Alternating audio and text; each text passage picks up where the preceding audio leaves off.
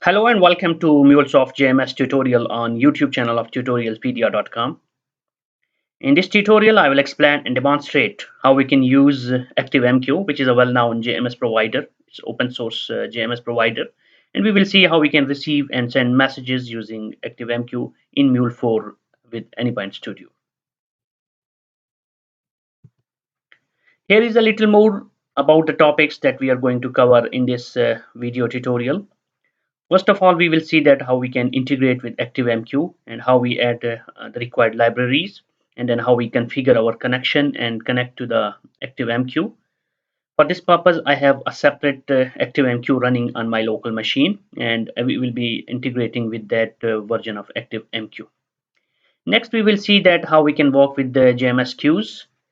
We will see that how we can publish messages to JMS queues, and then how we can consume messages from those queues. And then we will see that how we can work with the topics, and we will see that how we publish a message to a topic, and then multiple subscribers subscribe and consume messages from that topic. If you are not clear on the basic concepts of ActiveMQ, message broker, and about queues and topics, I'll suggest you to go through another video that I created where I explain the basic concepts and the basic terminologies which are associated with message brokers, specifically ActiveMQ. That will be helpful for you. And just a brief explanation that in case of any message broker like ActiveMQ, what happens is that it acts as a message oriented middleware, and it sits in between the producers and the subscribers, and the producers connect to this message broker and they send the message to destinations. There are two types of destinations, which can be either queues or topics.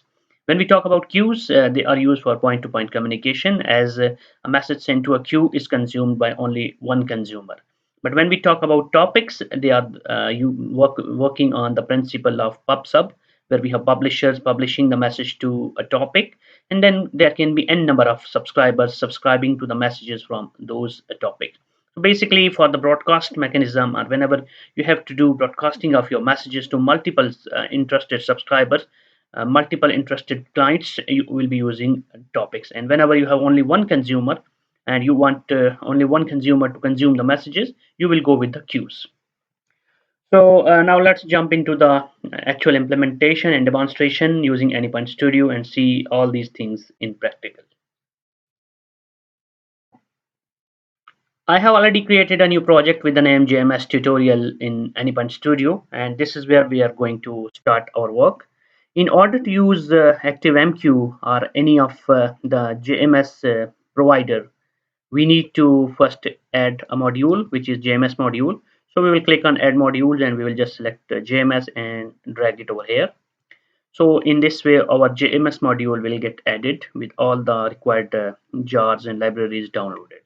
So once we have a JMS module available, the next thing that we need to do is to start creating our message flow, where we will be making the integration with ActiveMQ.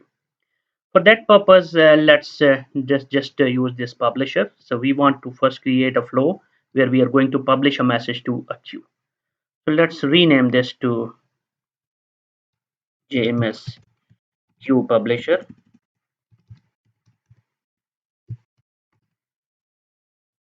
And then what we are going to do is that we are going to add a scheduler. We want to run this publisher every minute.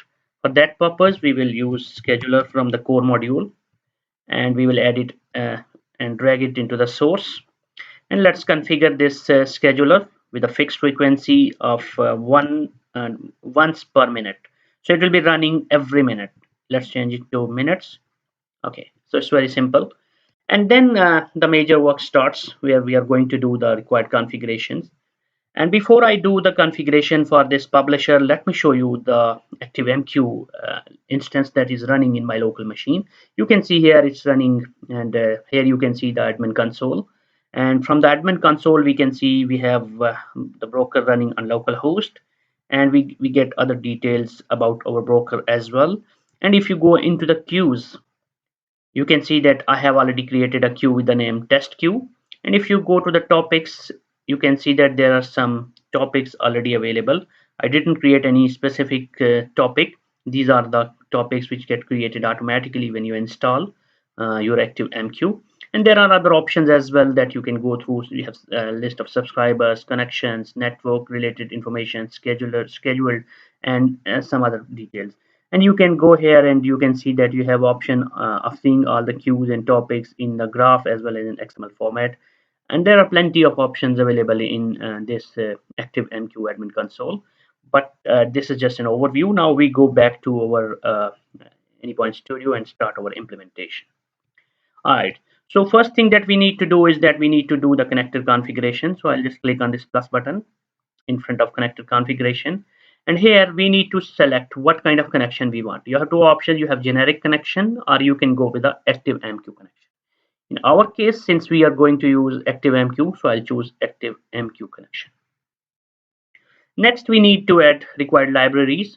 So if you see here, we have ActiveMQ client. This is a required library, and then there are two optional libraries, ActiveMQ broker and ActiveMQ CarDB. Okay, so when you install your ActiveMQ in your local machine, what happens is that it comes up with a readily available jar file inside that installation, which has all of these jars available. So if you just add that by clicking on configure and use local file and just browse and select that file, you will have all of these jars automatically added. You can see ActiveMQ-all and the version number. So if I just select this one and click OK, then all of the jars which are required in order to connect and integrate with the ActiveMQ will be added. So you can see that all of them have been added. Next, you have some other plenty of options available whenever you are configuring your JMS connection. MuleSoft provides a lot of features, but we will not be making changes to most of these. We will keep them default.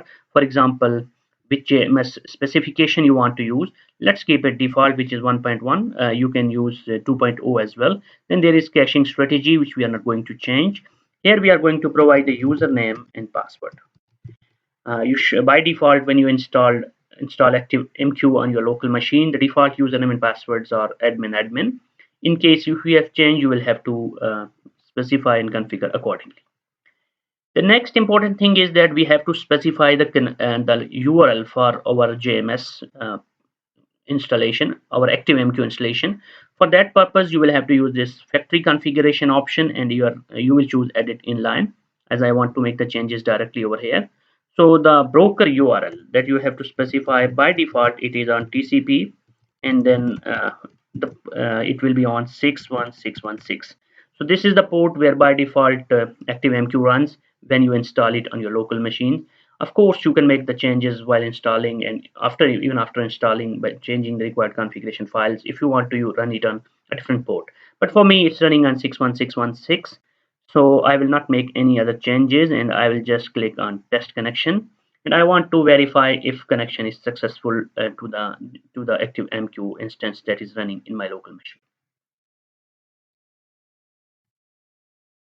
So we can see that we got a message that test connection is successful, which means we are good to go. So we have done our first step of connecting to our ActiveMQ instance. That's good. So now things are going to be interesting from here onward. So what we are going to do is that we are going to send some messages to this queue. In order to send the messages, let me add a transform message activity before this, because I want to construct a message. So I will just drag and drop this transform message, and here in this transform message I will be making some I will be preparing a message. So what I will do is that I will create JSON. So the output will be application/JSON, and here I will just write something website. It's just a dummy JMS. So I will write tutorialspedia.com, and I will write another thing which is message, and the message that goes to all of you is please subscribe to the channel.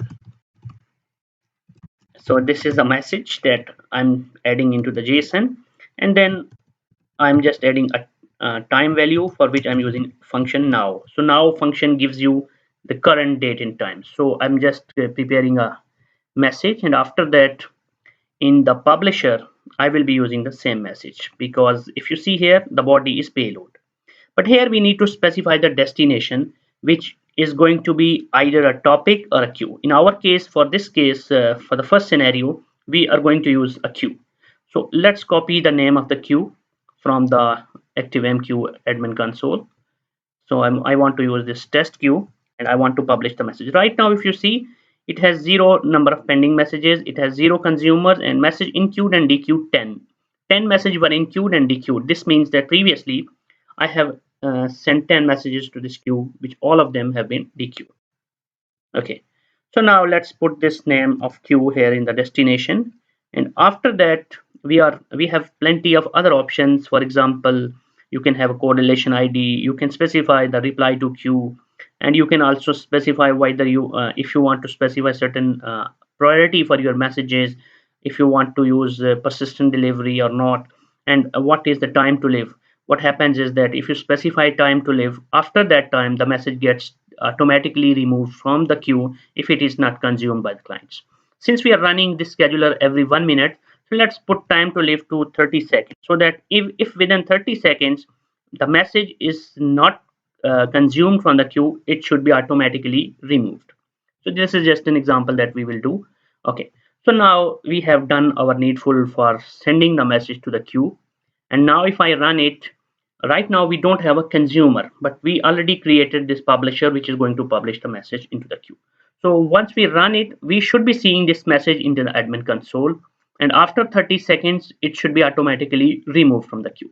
So let's see this thing in reality by running the project. So once the project will be running in the Mule runtime, we will observe this behavior. All right, so the project has been deployed. Now let's see that did we receive any messages into the queue or not. If you see here, we have one message. If you click on this and if you go to the message ID, and if we go down, we can see that the message is already there in the queue with the contents that we specified, and it shows the timestamp as well. This means that it is successful. Now if we wait for a while, we will be seeing that after 30 seconds this queue will be empty and this message will be dequeued automatically, even though we don't have any consumer running. So let's wait. Yeah, now 30 seconds are already passed and we can see that the message has been dequeued. In this way, what we are doing is that we are observing the behavior of our JMS destinations with those configurations like time to live specified. Now let's proceed further and create a consumer which is going to consume the messages from this queue. For that purpose, let's add another flow, and this flow we will name it as queue consumer.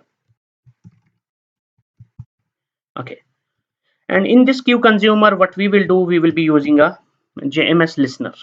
So we will add a JMS listener as the source, and we will use for the connector configuration same JMS configuration that we used for our publisher, and in the destination we will put the same queue which is test queue, and in the consumer type and acknowledgement mode we will keep it auto so that automatically it is acknowledged. Otherwise you have to use this option available. And then you have option of JMS message selectors as well if you want to select some specific message based on the header properties, but we will not go into that level. And then it has the information about how many number of consumers and body and some other information like if you have any correlation ID, send correlation ID, send content type, etc. So let's keep it simple and not change anything further. And once we consume the message, what I want to, oh, I already saved it, so it should be running already, but let's add a logger. Add a logger, and in the logger we will be simply just adding the payload, so that whatever payload is received by this consumer should be logged into the logs. So that's pretty simple, and let's save it.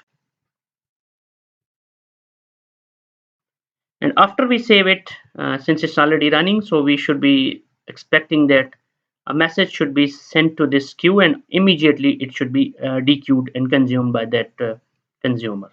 If we go to the console, we should be seeing the message Yes, we can see that the message has been consumed, and we have this information available in the logs.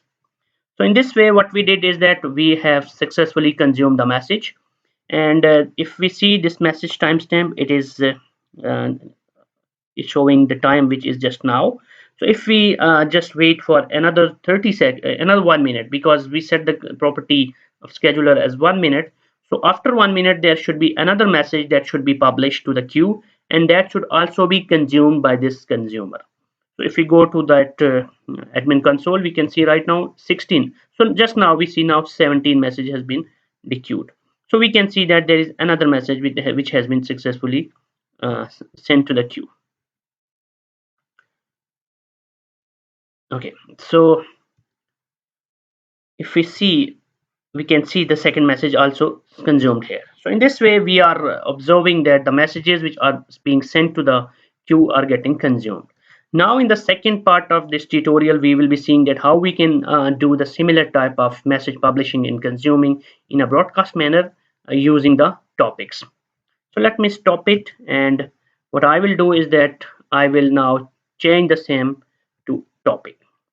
So for the publisher, I'm going to change it to a topic, but for that purpose, first I will need to create a new topic. So I will go to topics and I'll create a new. I will name it as test topic and I'll click on create. So in this way, we have created a topic. Okay, so right now it has everything 0 because it's just a freshly created topic. So I'll copy the name, and in the publisher, okay, let me change the name of this flow to topic publisher. You could have created a new one, but let's rename the same one. So we will name it topic publisher, and in the publish, we will change this destination to test topic, and the destination type we will change from the queue to topic. We will not change anything else for this. And then if you go to the consumer side, let's rename this flow to topic consumer, and in the listener we will have to change it to topic consumer in the consumer type, and in the destination we will change to test topic. There are certain options available in when you select topic consumer, like is it a durable subscriber, shared, or no local, and then what kind of acknowledgement mode, and then selector that if you want to use to select a specific type of messages. But let's keep it simple, and with this type of configuration, let me clear the console, and now I will run it again, and we should be now seeing that the messages will be sent to the topic and consumed from the topic instead of queue. So it will take a little time getting deployed into the Mule runtime, and then we will be able to see the results.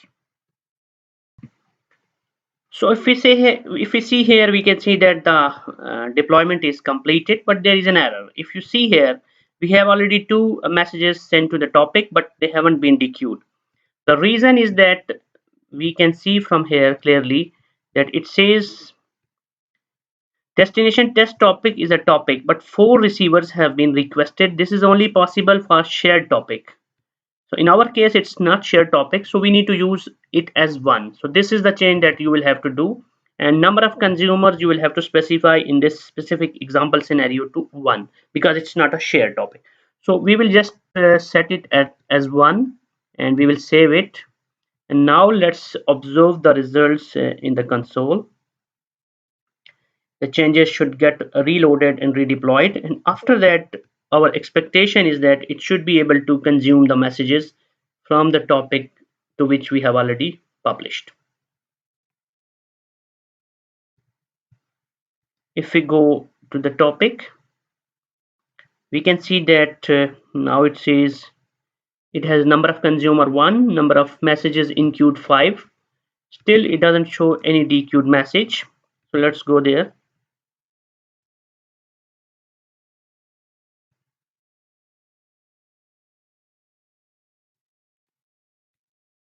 Let me rerun it.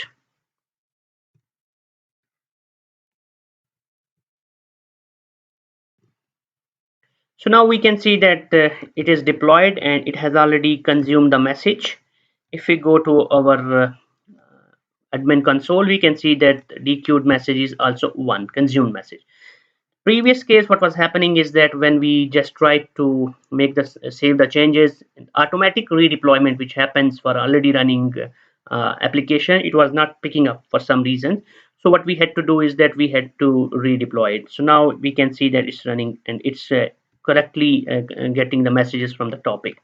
So after 1 minute, since we have scheduler set to 1, we should be seeing another message getting pushed and published to the topic and consumed by the consumer subscriber. So in this way, we are able to observe that how we can use topics and queues.